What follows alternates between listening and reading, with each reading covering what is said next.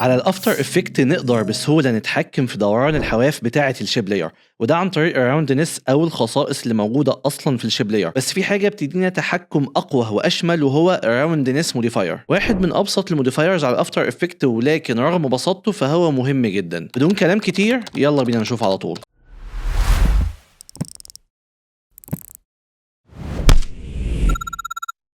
زي ما احنا عارفين ان احنا لو عندنا مثلا مربع بالشكل ده، دوسنا هنا كنترول هوم عشان خاطر نخليه في نص المشهد، وبعد كده من الريكتانجل باث هنا دوسنا السهم ده، وبعد كده عدلنا في راوندنس شويه، هنلاقي ان هو بدأ يلعب في الحواف بتاعتي بالشكل ده. طب ايه اللي يخليني احط حاجه تعمل راوندنس للشكل بتاعي او تعمل تحكم في الدوران وانا عندي اصلا تحكم موجود بالفعل؟ خلينا نجرب حاجه بسيطه جدا، نخلي الشكل ده مثلا 700 في 500. لو جينا هنا وزودنا راوند الناس بتاعنا، هنلاقي اقصى قيمه ممكن يزيدها على حسب القيمه القليله هنا. يعني هنا القيمه كام؟ القيمه 500، فاقصى قيمه ممكن يزيدها لو زودنا كده وشفنا هنلاقي ان اقصى حاجه هتبقى نص الرقم ده اللي هو 250.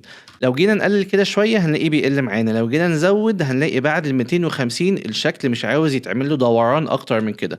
لو خلينا القيمه دي صفر عشان نلغي الدوران خالص، وبعد كده لو جينا هنا واحنا واقفين على الشيب لاير ودوسنا اد بالشكل ده، او دوسنا من هنا وبعد كده اخترنا راوند كورنرز اللي احنا بنشرحه النهارده، وبعد كده بدأنا نتحكم في الحواف بتاعتنا. لو جينا هنا عشان نتحكم في الدوران بتاعت الحواف بتاعتنا هنلاقيه لو عملنا 250 عمل الشكل اللي طلع من شويه، لكن لما ببدأ ازود بيبدأ يوصل للقيمه العليا اللي هي هنا 700، يعني نصها 350، وده اقصى انحناء ممكن توصل له او ممكن يوصل له الشكل بتاعي، لان هو كده خلاص قفل على بعضه. فبالتالي الخصائص اللي راوند كورنرز ادهاني هنا غير الخصائص اللي كانت موجوده في الشيب اصلا. هل دي الحاجه الوحيده؟ لا، مش دي الحاجه الوحيده. لو شلنا الشكل ده وجربنا نرسم مثلث، طيب بنرسم مثلث ازاي؟ بنرسم مثلث عن طريق ان احنا هنا بندوس دوسه مطوله، بعد كده نختار هنا ستار تول، بعد كده نرسم الشكل بتاعنا. لو قعدنا نزود في الاضلع هيجيب لنا شكل نجمه، ولو قعدنا نقلل هنوصل لحد ما يبقى عندنا مثلث. طبعا المثلث هنا مش مظبوط، فهنبدا نظبط القيم دي، نخلي البولي ستار باث ننزل هنا ونخلي دي 3 نقط زي ما هي، نخلي هنا الروتيشن يبقى صفر عشان يبقى مظبوط،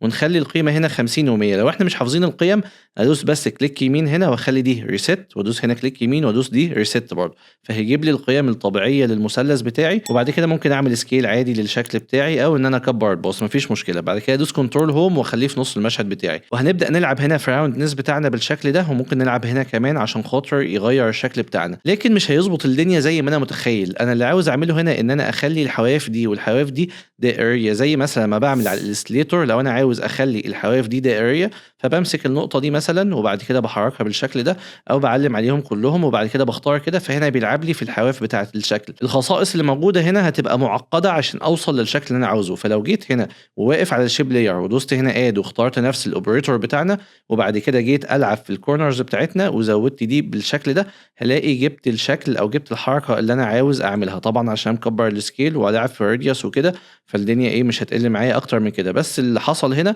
ان انا اتحكمت في الحواف فقط، ما بوظتش الشكل بتاعي كله. طب هل ده بس اللي ممكن نعمله؟ لا، في حاجه احلى من كده بكتير ممكن تتعمل، وحاجه تخلي الاشكال بتاعتنا فيها حركه قويه جدا، وفيها حركه تحس ان هي فيها شغل كبير قوي، رغم ان هي ممكن تتعمل باتنين كي فريم بس. خلينا مثلا نكتب كلمه، دوس كنترول تي عشان يطلع لي علامه الكتابه، بعد كده اكتب هنا مثلا احمد، اكتب اسمي معلش بعد كده ادوس انتر، بعد كده ادوس كنترول هوم اخليه في وسط الشكل بتاعي بالظبط، ازود الحجم شويه هنا، بعد كده ادوس كليك يمين واحول الشكل بتاعي كرييت، وادوس هنا كرييت شيبس فروم تكست.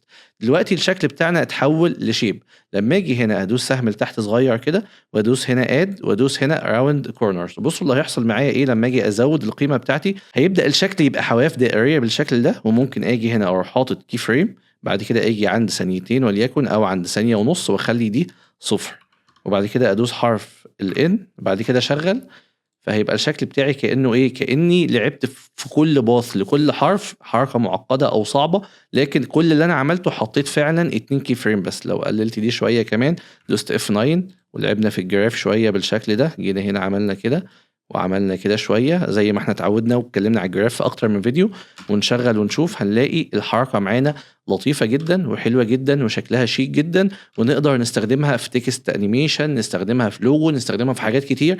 لكن الأهم زي ما كنا اتكلمنا قبل كده تبقى الحركة مناسبة ونستخدمها بشكل مناسب. شكرا يا صديقي انك وصلت لحد هنا. ما تنساش ان ده جزء من قائمة مهمة جدا في الافتر افكت اسمها قائمة الاوبريتورز اللي احنا عاملين لها بلاي ليست كاملة، والحمد لله عند الفيديو ده يبقى شرحنا اغلبها، وفي الفيديوهات اللي جايه هنكملها باذن الله.